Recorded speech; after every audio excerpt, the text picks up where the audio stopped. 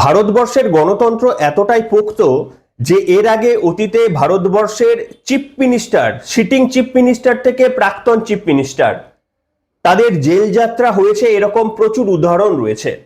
কিন্তু হায় রে বিধাতা, পশ্চিমবঙ্গবাসীর কপালে এটাই লেখা ছিল যে নিজের রাজত্বকালে প্রাক্তন দুর্নীতিবাজ মুখ্যমন্ত্রী মমতা বন্দ্যোপাধ্যায় সম্ভবত এই মুহূর্তে গোটা ভারতবর্ষের সব থেকে বেশি অভিযোগ যার বিরুদ্ধে রয়েছে, শুধুমাত্র প্রমাণের অপেক্ষা। যদিও মানুষের দরবারে সেগুলো কার্যত প্রমাণিত, এবার আইনের দরবারে প্রমাণ করার পালা। সেই 15 বছর রাজত্ব করা মমতা বন্দ্যোপাধ্যায়ের টিকিটই তার দুর্নীতির খুঁজে পায়নি কেন্দ্রীয় তদন্তকারী সংস্থা থেকে, রাজ্য পুলিশ তো ছেড়েই দিলাম।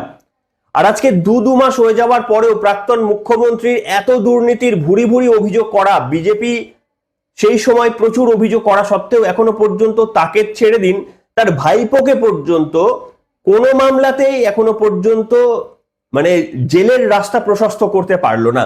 তবে আজকে আমার কাছে যে তথ্যগুলো রয়েছে, সেই তথ্যগুলো আপনাদের সামনে আসা দিতেই পারে যে আপনাদের বিরুদ্ধে 15 বছর হয়ে যাওয়া এই অত্যাচার যারা করলো, যাদের প্রত্যক্ষ নির্দেশে আপনাদের একটা বড় অংশের মানুষের বিভিন্ন রকমের প্রতিকূল পরিস্থিতির মধ্যে পড়তে হয়েছে আপনাদের। কারুর বাড়ির ছেলের যোগ্য চাকরি হয়নি, কারুর বাড়ির ছেলে যোগ্য চাকরি পেয়েও হারিয়েছে, কারুর দোকান ঘরটাকে ভেঙে পার্টি অফিস করে দেওয়া হয়েছে, কারুর কাছ থেকে জোর করে তোলা আদায় করা হয়েছে, কারুর নামে চাকরি পাইয়ে দেওয়া হবে বলে টাকা আদায় করা হয়েছে, কারুর বাড়ির সামনে থেকে পুকুর থেকে মাটি চুরি হয়ে গেছে। এরকম প্রচুর ঘটনা ঘটে গিয়েছে।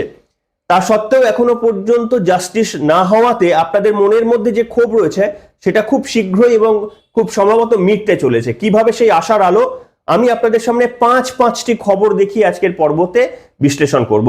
নমস্কার, welcome to simple as ABC. আপনাদের সকলকে স্বাগত জানিয়ে শুরু করছি অত্যন্ত গুরুত্বপূর্ণ একটি পর্ব। আমি প্রথমে যে তথ্যটা দেব সেটা হচ্ছে অত্যন্ত ইন্টারেস্টিং একটি তথ্য। সেটা হচ্ছে এই শনিবার দিন আমফান দুর্নীতির ক্যাগ রিপোর্ট সেটা প্রকাশ করবেন মুখ্যমন্ত্রী শুভেন্দু অধিকারী, এবং তিনি পরিষ্কারভাবে বলেছেন এই আমফান দুর্নীতির সঙ্গে যে মন্ত্রীরা জড়িত রয়েছে, যদি মুখ্যমন্ত্রী পর্যন্ত এর দুর্নীতির সঙ্গে যদি জড়িত থাকেন তাহলে তিনিও ছাড় পাবেন না। একেবারে এই ভাষায় বিধানসভার মধ্যে থেকে এই বক্তব্যই বলেছেন শুভেন্দু অধিকারী। এবং আপনারা জানেন যে আমফানের সময় কেন্দ্রীয় সরকার দু ধাপে ওই 3700 কোটি অ্যারাউন্ড টাকা পাঠিয়েছিল পশ্চিমবঙ্গবাসীর যারা এই আমফান ঝড়ে ক্ষতিগ্রস্ত হয়েছিলেন তাদের পাশে থাকার জন্য এই ক্ষতিপূরণটা দেওয়ার চেষ্টা করেছিল কেন্দ্রীয় সরকার। কিন্তু সেই ক্ষতিপূরণের টাকা তৃণমূল কংগ্রেসের নেতাদের পকেটস্থ হয়েছিল। আর এই ঘটনা জানার পর মমতা বন্দ্যোপাধ্যায়ের সরকার তো ডেফিনেটলি তিনি কিছুই করেননি। শুভেন্দু অধিকারী পরিষ্কারভাবে বলে দিয়েছেন ক্যাগের মানে জমা পড়া রিপোর্টে এমন মারাত্মক কিছু বিষয় রয়েছে সেটা তিনি প্রকাশ্যে মুখ খুলতে না চাইলেও তিনি বলেছেন আগামী শনিবার এই কয়েকদিনের মধ্যেই সেটা বিধানসভায় তিনি রাখবেন, এবং সেখানে তিনি মুখ্যমন্ত্রীর যদি সেখানে প্রাক্তন মুখ্যমন্ত্রী যদি জড়িত থাকেন তার বিরুদ্ধে তিনি ব্যবস্থা নেবেন। এটা আমাদের কাছে একটা আশার আলো। এবং আমরা তার কারণ হচ্ছে আমরা দেখেছি যে পরিবর্তনের পর যেভাবে তৃণমূল কংগ্রেসের পার্টি অফিসগুলো খুলছে এবং সেখানে যেভাবে ত্রাণের সামগ্রী সেখান থেকে বেরিয়ে পড়ছে, সেটা দেখে আমরা বুঝতে পেরেছি যে চুরি করার পরেও অনেকটা এখনো হজম করতে পারেনি।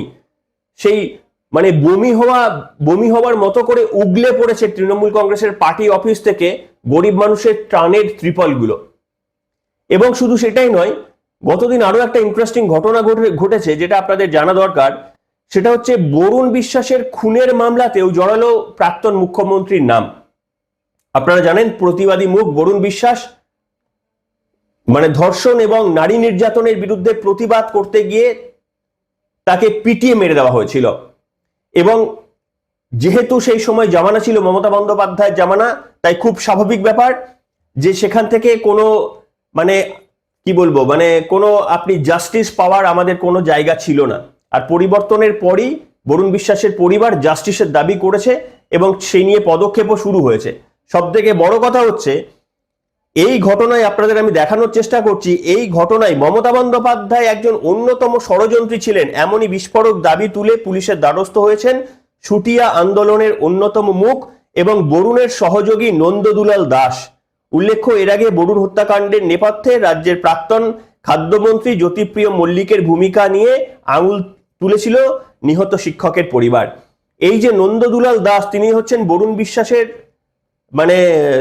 বন্ধু এবং তিনিও একজন শিক্ষক। তিনি মমতা বন্দ্যোপাধ্যায়কে একজন অন্যতম ষড়যন্ত্রী হিসাবে এই মামলায় ট্যাগ করতে চেয়েছেন এবং পুলিশের দ্বারস্থ হয়েছেন। বুঝতে পেরেছেন? আপনারা কি এটাকে প্রতিহিংসা বলবেন? আপনারা কি বিশ্বাস করেন না যে মমতা বন্দ্যোপাধ্যায় এমনটা করতেই পারেন? এবং যদি মমতা বন্দ্যোপাধ্যায় জাস্টিস দেওয়ার ব্যাপারটা করতেন, অদ্ভুতভাবে আপনারা বলেছি না, যে কোনো ধর্ষণের ঘটনা বলুক, যে কোনো প্রতিবাদী আন্দোলনকে পিটিয়ে স্তব্ধ করে দেওয়ার ঘটনা বলুক, যে কোনো সমাজের বুকে চুরি দুর্নীতি সবকিছুতেই মমতা বন্দ্যোপাধ্যায় ওই ধর্ষক, চোর, ছেঁচড় এদের পাশেই দাঁড়াতেন। তারা তৃণমূল না হলেও মমতা বন্দ্যোপাধ্যায়ের একটা মমত্ব তাদের পাশেই থাকতো এবং এটা মানব সভ্যতার কলঙ্ক। একজন মহিলা, তিনি মুখ্যমন্ত্রীর চেয়ারে বসে তিনি এই ধরনের প্রত্যেকটা ঘটনায় সবসময় তার সমর্থন ছিল ওই দোষীদের পরিবারের দিকে। যে সমস্ত ধর্ষক, চোর যারা ছিলেন তাদের বিরুদ্ধে তাদের সহানুভূতি ছিল এবং মমতা বন্দ্যোপাধ্যায়ের স্টেটমেন্টগুলো সেগুলো প্রমাণ করে। এবং যারা ভিকটিম তাদের প্রতি মমতা বন্দ্যোপাধ্যায় ছিলেন অত্যন্ত নির্দয়। তাদেরকে কোনো রকম যেন তারা জাস্টিস না পেতে পারে তার জন্য চূড়ান্ত ব্যবস্থা মমতা বন্দ্যোপাধ্যায় নিজে দাঁড়িয়ে হাতে থেকে করতেন। সব থেকে শেষতম নজির ছিল আরজি করের আন্দোলন, যেখানে মমতা বন্দ্যোপাধ্যায় বলেছিলেন, আমি সারা রাত পুলিশের সঙ্গে কথা বলেছি। সারা রাত পুলিশের সঙ্গে তখনই কথা বলতে হয় যখন আপনি আন্দোলন এভিডেন্স গুলোকে ধামাচাপা দেওয়ার জন্য পুলিশের সঙ্গে ষড়যন্ত্র করেন, তখনই সারা রাত কথা বলার প্রয়োজন হয়। না হলে সারা রাত কথা পুলিশের সঙ্গে কন্টিনিউয়াস, মুখ্যমন্ত্রী সারা রাত পুলিশের সঙ্গে কথা হচ্ছে, এটা হওয়ার প্রয়োজন হয় না। আর যদি হতো তাহলে এতদিনে পজিটিভ ওয়েতে যদি হতো তাহলে আপনার মুখ্যমন্ত্রিত্বকালেই আমরা দেখে যেতে পারতাম যে আসল দোষীদের ফাঁসি। তো যাই হোক, এই ঘটনা। এবার আপনাদের সামনে আরো একটা বড় ঘটনা বলি, সেটা হচ্ছে অভিষেক বন্দ্যোপাধ্যায়। অভিষেক বন্দ্যোপাধ্যায় মমতা বন্দ্যোপাধ্যায়ের অত্যন্ত কাছের। তৃণমূল কংগ্রেসের সকলকে মমতা বন্দ্যোপাধ্যায় ছেড়ে দিতে রাজি রয়েছেন। অভিষেক বন্দ্যোপাধ্যায়কে আঁকড়ে ধরে রাখতে তিনি সমস্ত রাজনৈতিক নেতাদের তিনি ছেড়ে দিতে রাজি রয়েছেন এবং সেটা ছেড়েও দিয়েছেন। এইটাই হচ্ছে মমতা বন্দ্যোপাধ্যায় এবং পরিবারতন্ত্রের। বলেছিলাম না যে মমতা বন্দ্যোপাধ্যায় দোষীদের পাশে থাকেন, অভিষেক বন্দ্যোপাধ্যায় তো একজন অভিযুক্ত। তাই খুব স্বাভাবিকভাবেই এমনি মমতা বন্দ্যোপাধ্যায়ের সঙ্গে যাদের ব্লাড রিলেশন থাকে না তাদের প্রতি মমতা বন্দ্যোপাধ্যায় সহানুভূতিশীল। আর তার নিজের লোক, তার ভাইপো, তার বিরুদ্ধে এত অভিযোগ আছে, মমতা বন্দ্যোপাধ্যায় পাশে দাঁড়াবেন না? এটা হয়? যার বিরুদ্ধে যত বড় অভিযোগ মমতা বন্দ্যোপাধ্যায়কে তারা তত বেশি চাইতেন। সেই কারণেই পশ্চিমবঙ্গের একটা বড় অংশের মানুষ মমতা বন্দ্যোপাধ্যায়কে এখনো মা মনে করেন। এবং দেখবেন যারা বেশি চুরি দুর্নীতির সঙ্গে সমাজে বিভিন্ন কালো জগতের সঙ্গে জড়িত থাকতেন, মমতা বন্দ্যোপাধ্যায়কে তারা ঠাকুরের আসনে বসিয়ে রাখতেন। কি হয়েছে অভিষেক বন্দ্যোপাধ্যায় সম্পর্কে? না, এই যে পট পরিবর্তনের পর অভিষেক বন্দ্যোপাধ্যায়ের বিরুদ্ধে প্রচুর রকমের অভিযোগ এবং এফআইআর দায়ের হচ্ছে। আপনাদের মনে থাকবে কিনা আমি জানি না, অভিষেক বন্দ্যোপাধ্যায় যখন ক্ষমতায় ছিল তিনি চ্যালেঞ্জ করে বলতেন, আরে আমার নামে যদি এত অভিযোগ থাকে দেখান একটা এফআইআর, দেখান পশ্চিমবঙ্গের কোথাও একটা আমার নামে এফআইআর রয়েছে। তিনিও বলতেন, শওকত মোল্লা বলতো, জাহাঙ্গীরও বলতো যে দেখান, আমাদের তো বলেন আমরা নাকি সমাজের দুষ্কৃতকারী, দেখান একটা এফআইআর আমাদের নামে। কতটা হাস্যকর কথা। তখন আমাদের কাছে জবাব থাকলেও কিছু করার ছিল না যে এদের নামে এফআইআর সাধারণ মানুষ করতে চাইলেও পুলিশ নেবে না। এবং সেটাই হতো। আজকে সেই অভিষেক বন্দ্যোপাধ্যায় খুব স্বাভাবিকভাবে তিনি ডিম খেয়েছিলেন প্রথম যখন গিয়েছিলেন প্রতিবাদে জল মাপতে গিয়ে। তারপরে এখন তিনি ওই গাড়ির মধ্যে 4-5 জনকে বাইরে ঝুলিয়ে নিয়ে যান যাতে ডিম না খেতে হয়। এবং সেই অভিষেক বন্দ্যোপাধ্যায় কপিল সিব্বালকে দিয়ে শুনানি করিয়ে আবার হাইকোর্টে চলে গেলেন। কেন গিয়েছিলেন? হাইকোর্টের তরফ থেকে আবার একটা জোর ধাক্কা খেয়েছেন তিনি। কি ধাক্কা খেয়েছেন? অভিষেক বন্দ্যোপাধ্যায় বলার চেষ্টা করেছিলেন শুভেন্দু অধিকারী হওয়ার তার বড় শখ। তিনিও চাইছেন যে তিনিও নাকি পশ্চিমবঙ্গের মানুষের মন আদায় করে নেবেন, এই ঠিক যেমন শুভেন্দু অধিকারী গত 5 বছর তৃণমূল ত্যাগ করার পর যেমনটা করেছিলেন। এবং তখন শুভেন্দু অধিকারীর নামে মামলার পাহাড় লেগে যেত। অভিষেক বন্দ্যোপাধ্যায় এবং শুভেন্দু অধিকারীকে রক্ষা কবচ দিয়েছিল হাইকোর্ট। শুভেন্দু অধিকারী ঠিক সেই আন্ডারেই, সেই গ্রাউন্ডেই অভিষেক বন্দ্যোপাধ্যায় কপিল সিব্বালকে দিয়ে হাইকোর্টে চলে গেছিলেন এবং হাইকোর্টে গিয়ে বললেন যে দেখুন, এই সম্প্রতি আমার নামে 8টি কেস হয়েছে, এর আগেও অতীতেও আমার নামে অনেকগুলো কেস রয়েছে। তো আমাকে একটা রক্ষা কবচ দেওয়া হোক, মানে ওই শুভেন্দু অধিকারীর মতো একটা রক্ষা কবচ, যে রক্ষা কবচ দিয়ে অভিষেক বন্দ্যোপাধ্যায়ের ভীষণ আপত্তি ছিল এবং কলকাতা হাইকোর্টকে তুলোধনা করতেন নাম নিয়ে নিয়ে, সেই অভিষেক বন্দ্যোপাধ্যায় আবারও ওই রক্ষা কবচের ভেতরে ঢুকতে চাইছেন। কিন্তু তিনি ভুলেই গেছেন যে শুভেন্দু অধিকারীর সঙ্গে এক্স্যাক্টলি রাজনৈতিক প্রতিহিংসা করা হতো। আর আপনার বিরুদ্ধে যে অভিযোগগুলো রয়েছে সেগুলো মারাত্মক, এগুলো প্রমাণ হলে আজীবন কারাবাসও হতে পারে আপনার। এবং সেটাই হয়েছে। কপিল সিব্বাল যতই সওয়াল করুন, এবং কপিল সিব্বাল বলেওছেন এই কথাটি যে শুভেন্দু অধিকারীকে যদি এরকম আপনারা দিতে পারেন, অতীতে তিনি যখন বিরোধী দলনেতা ছিল, তাহলে কেন এখন অভিষেক বন্দ্যোপাধ্যায় সেই পাবেন না? তার বিরুদ্ধে তো এরকম প্রচুর রাজনৈতিক উদ্দেশ্য প্রণোদিতভাবে মামলা হচ্ছে। পরিষ্কারভাবে বিচারপতি জানিয়ে দিয়েছেন যে কোনো ব্ল্যাঙ্কেট এরকম আমরা নির্দেশ দিতে পারবো না, তার কারণ অভিষেক বন্দ্যোপাধ্যায়ের বিরুদ্ধে এক একটা মামলার এক একটা মেরিট, এক একটা উদ্দেশ্য। কোনোটা তোলাবাজির অভিযোগ, কোনোটা ভয় দেখানোর অভিযোগ, কোনোটা অশান্তি পাকানোর অভিযোগ, সব মামলা আলাদা আলাদা। এই প্রত্যেকটা মামলাতে আমি একটা ব্ল্যাঙ্কেট, মামলাগুলো না শুনে আমি একটা ব্ল্যাঙ্কেট দিতে পারি না। তবে হ্যাঁ বলেছেন, হ্যাঁ আপাতত অভিষেক বন্দ্যোপাধ্যায়ের বিরুদ্ধে কোনো কড়া পদক্ষেপ করতে হলে একবার কলকাতা হাইকোর্টকে, মানে অভিষেক বন্দ্যোপাধ্যায় কলকাতা হাইকোর্টে আসতে পারেন। আর সে তো সবাই যেতে পারে, সে যে কেউ, আপনিও যেতে পারেন। তো এইটুকু মানে কিছুই পাননি কলকাতা হাইকোর্ট, যদিও এটার সম্ভবত এ মাসের শেষের দিকে আবারও এর শুনানি রয়েছে, ফাইনাল ডিসিশন নেওয়া হবে। আপনাদের কি মনে হয় যে অভিষেক বন্দ্যোপাধ্যায় এমন কোনো রাজনৈতিক নেতা যে তাকে ব্ল্যাঙ্কেট একটা সুরক্ষা কবচ, রক্ষা কবচ দিয়ে দিতে হবে? এই তো দেখলেন 21শে জুলাইয়ের মঞ্চ থেকে তিনি কি করেছিলেন, ডায়েরি নিয়ে লিখে রাখবেন নাম, তারা নাকি ক্ষমতায় ফিরে আসবে 2029-এর নেক্সট নির্বাচনে, মানে ওই 31-এ, এবং 31-এ ফিরে আসার পর তারপর মানে নাকি হিসাব নেবেন। এখন থেকে তিনি তাকে বলুন নামগুলো লিখে রাখতে, 25-30টা বছর পর যদি সুযোগ আসে, যদি তিনি ততদিনের রাজনীতিতে প্রাসঙ্গিক হয়ে থাকেন, যদি ততদিন তৃণমূল কংগ্রেসটা বেঁচে থাকে, তাহলে সেসব করতে। এবং এই যে 21শে জুলাইয়ের কথা বলছি আপনাদের সামনে, 21শে জুলাই পর্যন্ত একটা অভিযোগ উঠেছে যে 21শে জুলাই কলকাতা হাইকোর্টের বেঁধে দেওয়া গাইডলাইন অনুযায়ী তারা কাজ করেননি। পুলিশ স্বতঃপ্রণোদিতভাবে মামলা করেছে, যে যতজন লোক নিয়ে সেখানে আসতে বলা হয়েছিল, কিংবা যে রাস্তাটা ছেড়ে রাখার কথা বলা হয়েছিল যাতে যান চলাচল করতে পারে, সে সমস্ত কোনো কিছু নজর দেওয়া হয়নি। পুলিশ স্বতঃপ্রণোদিত মামলা করেছে তৃণমূল কংগ্রেসের বিরুদ্ধে। মানে একটা বিশৃঙ্খল দল প্রথমবার একটা সরকারের পর একটা জনসভার অনুমতি পেয়ে তারপরে সেখানেও বিশৃঙ্খলার সৃষ্টি করেছে। এত কিছুর পরেও এরকম একটা নোংরা বিশৃঙ্খল দল। এবং এটাই হচ্ছে বোধহয় প্রকৃত ককরোচ পার্টি, জনতা, মানে এরাই হচ্ছে প্রকৃত ককরোচ পার্টির আসল সদস্য হওয়া উচিত এদেরই। দেখছেন না, রাজ্য জুড়ে ছাত্র আন্দোলনের নামে শুধুমাত্র প্রধানমন্ত্রী নরেন্দ্র মোদীর মাকে নিয়ে গালিগালাজ করা হচ্ছে। এটা ছাত্র আন্দোলন, ধিক্কার জানাই এই ছাত্র আন্দোলনের। এদের মুখের ভাষা একেবারে টুকরে টুকরে গ্যাংয়ের। আপনারা দেখলেই, হ্যাঁ আন্দোলনটা শুরু হয়েছিল ছাত্রদের মাধ্যমে, তার কিন্তু এখন আর ওটা নেই, এখন আর ওটা নেই।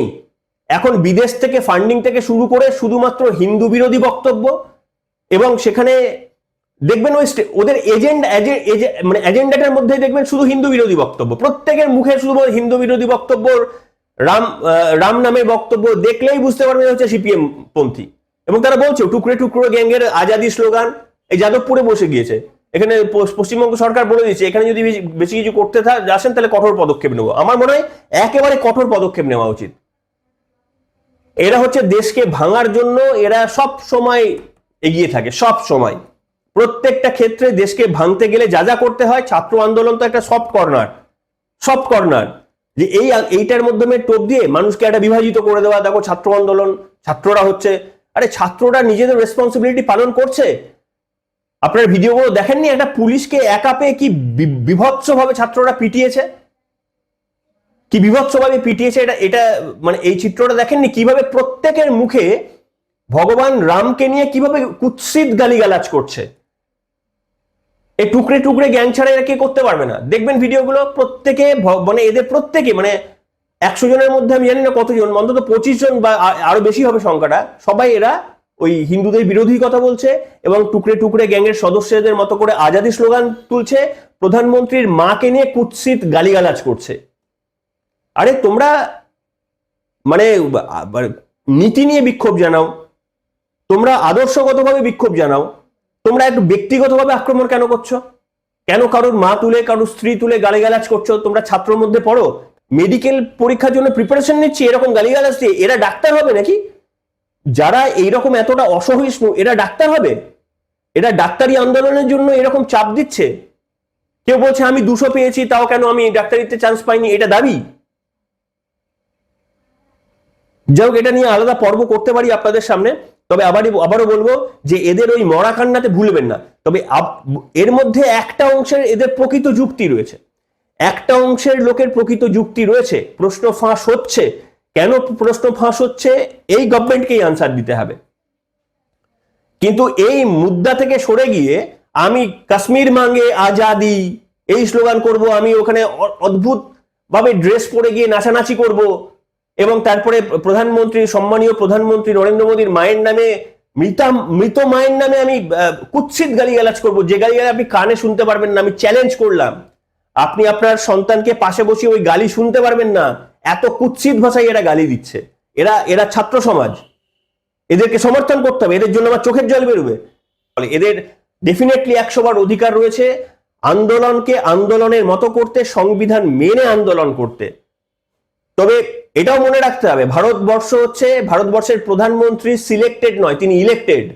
ওরা যদি মনে করে যে যন্তর মন্তরে ওই 2000-5000 লোক নিয়ে গিয়ে তারা ভারতবর্ষের মানে ডেমোক্রেসিকে ব্রেক করার চেষ্টা করবে, ভারতবর্ষের টুকরো টুকরো গ্যাংকে বিদেশি শক্তি দিয়ে খালিস্তানপন্থীরা তারা গিয়ে সমর্থন জানাচ্ছে, তারা গিয়ে উৎফুল্ল তাদের এই আন্দোলন, ককরোচ পার্টির এই আন্দোলনে। মমতা বন্দ্যোপাধ্যায় বলছেন তিনি চলে যাবেন। তাহলে মনে রাখতে হবে, যন্তর মন্ত্রে যদি 5000 ভিড় নিয়ে ওরা করতে পারে না, তার বিরুদ্ধে আমরা 5 লক্ষ ভিড় নিয়ে অন্য জায়গায় করতে পারি তাদের বিরুদ্ধে। এটা তারা ভুলে যাচ্ছে। ছাত্র আন্দোলনটাকে ছাত্র আন্দোলনের মতো রাখুন।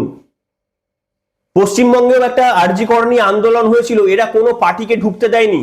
শিখুন, দরকার হলে শিখুন, পশ্চিমবঙ্গের আন্দোলন থেকে শিখুন। পশ্চিমবঙ্গের আরজি কর আন্দোলনের ওই ডাক্তারি পড়ুয়ারা একটার কোনো রাজনৈতিক দলকে ঢুকতে দেয়নি। শিখুন এইটা। সমস্ত রাজনৈতিক পার্টিদের মঞ্চে তুলে নিচ্ছেন, তারপরে কুৎসিত ভাষায় দেশের প্রধানমন্ত্রী, স্বরাষ্ট্রমন্ত্রী, সমস্ত মন্ত্রীকে কুৎসিত ভাষায় খুনের হুমকি পর্যন্ত দিচ্ছেন। আপনারা ছাত্র, আপনারা ডাক্তারি পড়বেন, তাই তো বলাই ভালো যে ঠিকই করেছে যে আপনাদের মতো এই সমস্ত আপনাদের প্রবেশিকায় চান্স না দিয়ে আপনারা ডাক্তার হয়ে তো ভারতবর্ষের অবস্থা খারাপ করে দেবেন। এদের জন্য কোনো সিম্প্যাথি নেই। সিম্প্যাথি তাদের জন্য ছিল, ডেফিনেটলি আমাদেরও সিম্প্যাথি ছিল তাদের জন্য, যারা প্রকৃত সাফারার, যাদের প্রশ্নপত্র, যারা হয়তো ঠিক জায়গায় প্রবেশিকার জায়গায় চান্স পেত, প্রশ্নপত্র লিক হয়ে যাওয়ায় অযোগ্যরা চান্স পেয়ে গেছে, সেটা নিয়ে আন্দোলন হওয়া উচিত। কিন্তু সেটাকে রাজনৈতিক যদি আপনি হাতে তুলে দেন, তাহলে ডেফিনেটলি আপনার বিরুদ্ধে রাজনৈতিক বক্তব্যই হবে। আপনি প্রধানমন্ত্রীর মাকে যদি গালিগালাজ করেন, আপনার বিরুদ্ধে কেউ নিশ্চিতভাবে আপনাকে ছাত্র হিসেবে কেউ মানবে না। পুলিশের ডান্ডাই আপনার জন্য একেবারে সঠিক, কারণ আপনাকে চরিত্রটা আপনাকে আগে গঠন করতে হবে, পরীক্ষা পরে দেবেন। আপনার বাবা মা যদি আপনাকে না শিখিয়ে রাখে যে আপনি আবার বাবা, মানে আপনি তো তাহলে আপনার বাড়িতে গিয়ে আপনার বাবা মাকেও 2 দিন পর গিয়ে গাল দেবেন। তো আপনাকে যদি না শিখিয়ে রাখে আমাদের এই গভর্নমেন্ট যে ভারতের প্রধানমন্ত্রী সম্পর্কে এই মন্তব্য প্রেসের সামনে বলতে নেই, আপনি আপনার বাড়ির বাবা মার সঙ্গে কথা বলতে পারেন, প্রেসের সামনে এই কথা বলতে নেই, এটা যদি আপনাকে না শিখিয়ে রাখা হয়, তাহলে তো আপনি তো নিট কেন, আপনি কোনো পরীক্ষায় বসার প্রবেশিকা মানে যোগ্যতাই তো অর্জন করেননি। এদের জন্য কোনো সহানুভূতি নেই। যাদের সহানুভূতি রয়েছে আমি অবাক হয়ে যাচ্ছি। তার মানে তারা ভারতের প্রধানমন্ত্রী থেকে স্বরাষ্ট্রমন্ত্রীকে খুনের হুমকি যারা দিচ্ছেন তাদের বিরুদ্ধে কোনো পদক্ষেপ নিতে বারণ করছেন, তাদের বিরুদ্ধে কোনো পদক্ষেপ নেওয়া যাবে না। তার মানে এটাই আমাদের কালচার সহ্য করতে হবে। প্রতিবাদটা ঠিক জায়গায় করুন, যেটা নিয়ে আন্দোলন হচ্ছে সেটাকে আরো আন্দোলন থেকে তীব্রতর করুন। বিজেপিকে ভিত নাড়িয়ে দিন, সমস্ততে সমর্থন রয়েছে, কিন্তু কোনোদিন সমর্থন করব না যে এইরকম কালচার নিয়ে আপনারা টুকরে টুকরে গ্যাংয়ের মতো কাশ্মীর মাঙ্গে আজাদি স্লোগান উঠবে, আপনারা পিজা খাবেন ওই আন্দোলনে, ওখানে ভুখ হরতালের নামে আপনারা পিজা খাচ্ছেন, সেই ছবি সেই ভিডিও ভাইরাল হচ্ছে। আপনাদের মন্তব্য লিখে জানাবেন। এখানে এই তৃণমূলের 15 বছরের অত্যাচার দেখেছেন তো, একবার যদি এই ঘুরে যায় না, তাহলে বুঝতে পারবেন আমাদের দেশটা কাদের হাতে চলে গেল। এই টুকরে টুকরে গ্যাং আমাদের সব থেকে আশঙ্কার বিষয়। বললাম না যে বিজেপির ভালো মন্দ আমরা বলতে পারি, কিন্তু বাকিগুলো একদম রিজেক্টেড, এদের কাউকে মানে কল্পনাতেও করা যায় না। এদের কাউকে আপনি কল্পনাতে করলেও না আপনার দুঃসময়ের দিন শুরু হয়ে যাবে। আর এরা এতটা এরকম মানে মানে মানে কি বলবো, মানে এরকম অসভ্যতা, এরা মানে এতটা নিচের জায়গায় যেতে পারে এরা। আপনাদের সবার মন্তব্য লিখে জানাবেন। এখনকার মতো এখানেই।